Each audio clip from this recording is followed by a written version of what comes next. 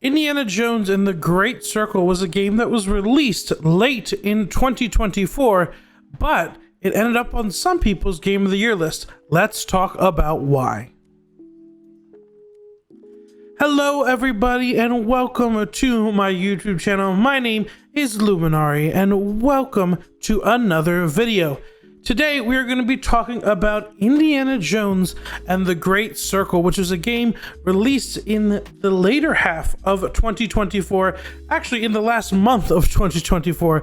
So it didn't make it on a lot of people's list, and I want to talk a little bit about that game today. If you like game reviews, if you like game news, any sort of stuff like that, you should drop a subscription down below. And if you like this sort of video, make sure you drop a like as well, because it always helps the channel. Without further ado, let's jump into Indiana Jones and the Great Circle.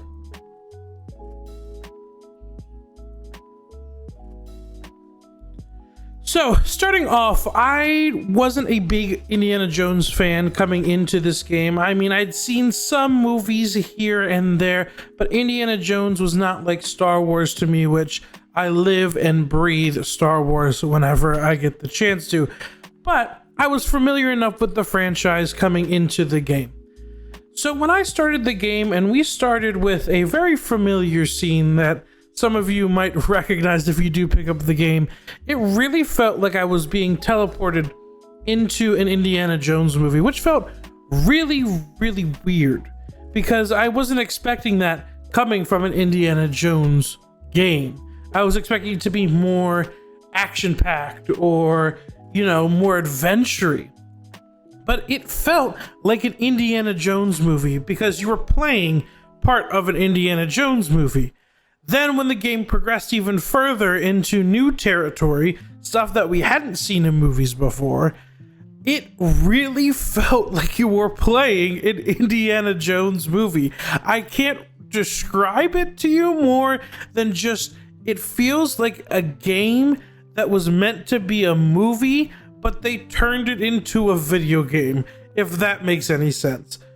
It really felt like you were playing as Harrison Ford's version of Indiana Jones a little bit after his first escapades in the Temple of Doom and all that sort of stuff, which is crazy to think about.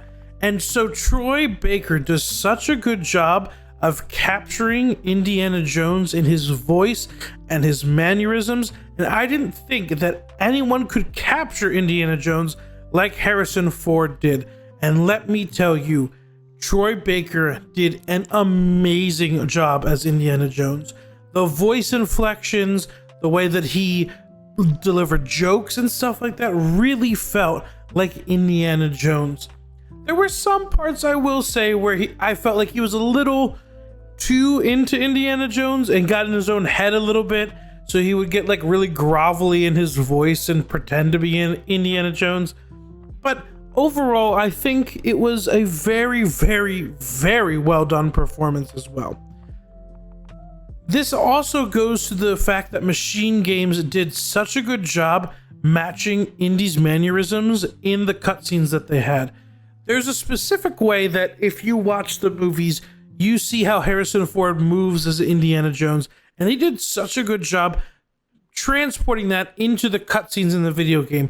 Not necessarily the gameplay, we'll talk about that in a second, but in the cutscenes in particular.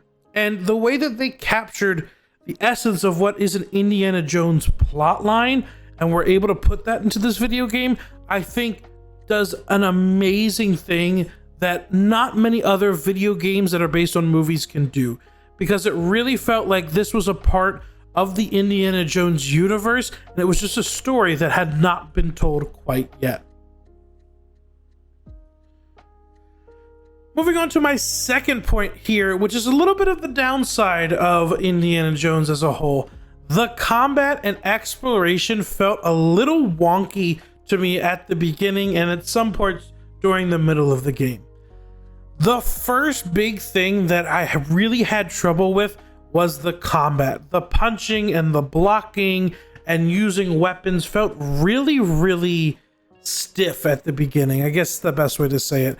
I felt like I was punching and it wasn't working, and then they would throw a punch at me and I would go to block the punch and it wouldn't work, and it just felt very, very wonky, and it didn't really work at the beginning. But I will say, after you get into more fist fights or more things like that, it does end up getting a little bit better, because you now notice, okay, I gotta make sure I punch at this point, or I gotta hold my punch at this point, and if they're swinging, I gotta make sure I block at this point, and it just relies a lot more on making sure that you understand how the game wants to be played and how the mechanics themselves work. Another big thing that I don't know happened to some people, I tried to look a little bit online and I didn't find much stuff, but sometimes when I would be sneaking up on people, there's a mechanic where if you sneak up on somebody and you press the hit button, which is RT for me, you would do like a little animation and you would knock somebody out. And you had to have a certain amount of points on your weapon and make sure that you did that. And there was times where I did have that and it didn't really work out too well. It wouldn't either give me the animation or it wouldn't knock out the person. And it really felt weird at some points, and it didn't work for me sometimes. I would not say it's a most of the time thing. It happened every once in a while, like maybe 1 or 2 times per area, but I really didn't notice that. So that's something to keep in mind as well. And the final point of part 2 about the exploration and the wonkiness is when you are using the rope, sometimes it doesn't latch on correctly, or if it does, Indy will keep swinging, and it feels really weird when you want to climb up the rope because you got to hold a button and climb up. It just really didn't feel right to me. It felt a little non-intuitive, I guess is the best way to say it. And there's some parts where you are supposed to swing to another area, and either I was like, I'm definitely not going to make this jump, and I let go anyway, and I landed perfectly on my feet. And there were times where I saw Indiana's feet over top of the ledge, and I would let go and he would just miss it completely. So that's something that you also have to keep in mind. I think it also has to do with the way that the motion mechanics work and the way that he moves and stuff like that. But for me, it's just something to keep in mind as you play the game, that sometimes things aren't the way that they necessarily seem.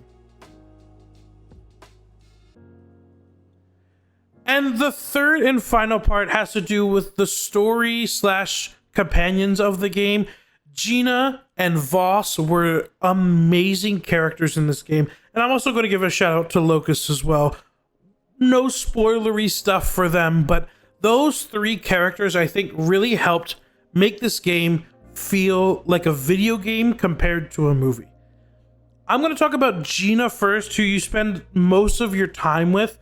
Gina is a great companion that gives Indy enough stuff to play off of and enough for you to love her character enough that when stuff happens in the plot, either she gets separated or, you know, in Indiana Jones fashion, sometimes she'll get captured and you gotta go rescue her or whatever. That makes you feel like I gotta go do this because I really care for her, and Indy really seems to care for her as well. And I think that works really, really well in this game. And Gina is her own character as well. Like, you hear her fight back against Indy on some stuff, not like in a mean way or we can't do that, but the way that she has her own motivations as a character, and they might conflict with what Indiana wants to do, but she's not afraid to let you know that's kind of what I want to do, and I know you want to do it this way, but I'm looking for my sister, or I'm doing this thing, and I'm really focused on that. So that's something to keep in mind. I really liked her character because of that. Locust, I'm going to say a few quick words about him. I think he's a great character. He appears multiple times throughout the story, and it just kind of gives Indiana something to think about, because this character is something that Indiana doesn't feel like he really gets along with, like a person he doesn't get along with very well, but is challenged later on when Indiana's morals are put into question with Locust. And it kind of is a really cool thing, because I really don't feel like in the movies, especially the older ones, we don't see Indy's morals being put into question. I think Locust does a really good job of doing that. He's not necessarily a villain or wants Indy to fail, but it's just something to give Indy something to think about as well. And finally, let me talk about Voss. Voss is one of the coolest villains that I've seen in this type of video games. We talked in my Dragon Age the Veilguard review about Solus and how I thought Solus was such a great antagonist, not necessarily a villain to the game. Voss is a great villain of the game. Voss is one of those characters where if I was to talk about World War II Germany general / scientist, you get the sort of vibes almost immediately without me even saying anything else. He's this stereotypical mean, thinks he knows everything and is working for something that he really believes in. And I think that it is the perfect foil for Indy because Voss is so set in his ways and Indy is so set in his own ways that these two bump heads all the time. And when Voss points out to Indy at some point during the game that these two are so similar to each other, but they're fighting for different causes, it throws Indy for such a loop because he doesn't want to be seen as someone like Voss. He feels like he's different, but these two characters share so much in common, but they're going about it in completely different ways, which I think is super, super cool. And let me tell you, I just feel like, once again, I'm going to bring up this point that I talked about earlier. It feels like a natural progression of the story, of the Indiana Jones story. It feels like it's part of a story that we hadn't heard about.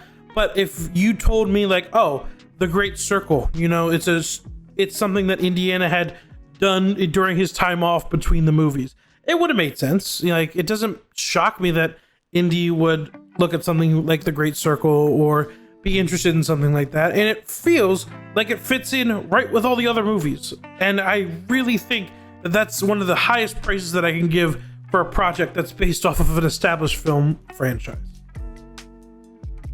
So that about wraps up the review for me. I, once again, really enjoyed Indiana Jones and the Great Circle. I think that this game would have broken my top 5 of last year if I did play it last year, because it was a super fun and enjoyable game, and it didn't take too long to beat. Actually, I'm kind of going back through it right now, doing all the stuff that I kind of missed, collecting all the notes for that 1000 gamer score on Xbox right now.